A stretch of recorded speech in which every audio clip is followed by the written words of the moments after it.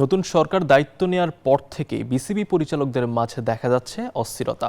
বোর্ডের ভবিষ্যৎ কি হবে তা এখন চিন্তার কারণ। তবে পরিচালক আসিফ আকবর নিউজ 24-কে জানান, চিন্তা না করে মনোযোগ দিতে চান ভবিষ্যৎ পরিকল্পনায়। আর সাবেক অধিনায়ক মিনহাজুল আবেদিন নান্নু, হাসানুরুজ্জামান ঝড়ুর নতুন সরকারের কাছে যাওয়া একটি স্থিতিশীল পরিবেশ।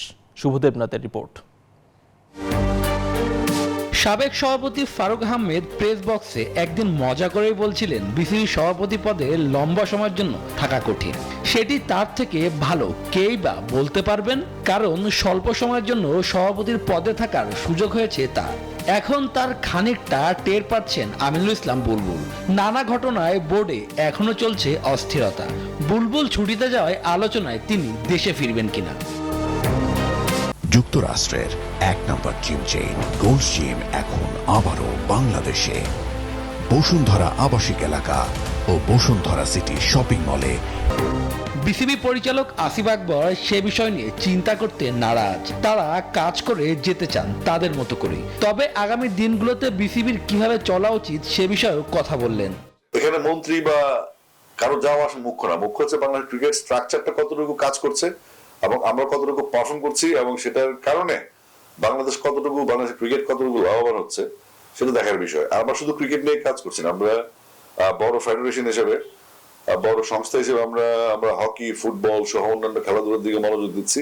সাবেক অধিনায়ক ও প্রধান নির্বাচক মিনহাজুল আবেদিন নান্নু চান একটি স্থির বোর্ড, যেখানে গঠনমূলক সমালোচনা থাকবে, আলোচনা হবে, তবে ব্যক্তিগত আক্রমণ নয়। ক্লাবদের মধ্যে একটা মনোমালিন্য চলছে, তো এইগুলির সমাধান তো অবশ্যই করতে হবে, কারণ আমরা চাই আমাদের ক্রিকেটটা সবার আগে আমাদের বাংলাদেশ।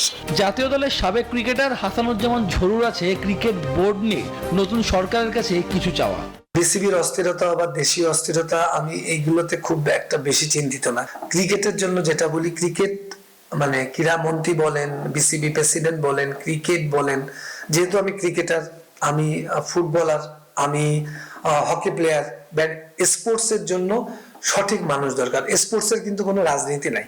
এরই মধ্যে পরিচালকদের মাঝে অস্বস্তি শুরু হয়েছে নতুন ক্রীড়া প্রতিমন্ত্রী আমিনুল হক দায়িত্ব নেওয়ার পর। তবে কি বোর্ড ভেঙে যাবে?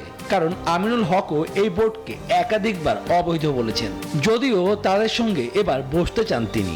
আইসিসি দ্বারা নিয়ন্ত্রিত আইনের ভিতরে থেকে, নিয়মের ভিতরে থেকে এটি আলোচনার ভিত্তিতে যা করণীয় আছে সেটি আমি বসে আলোচনার মাধ্যমে পরে এটি নিয়ে আমি মন্তব্য করব।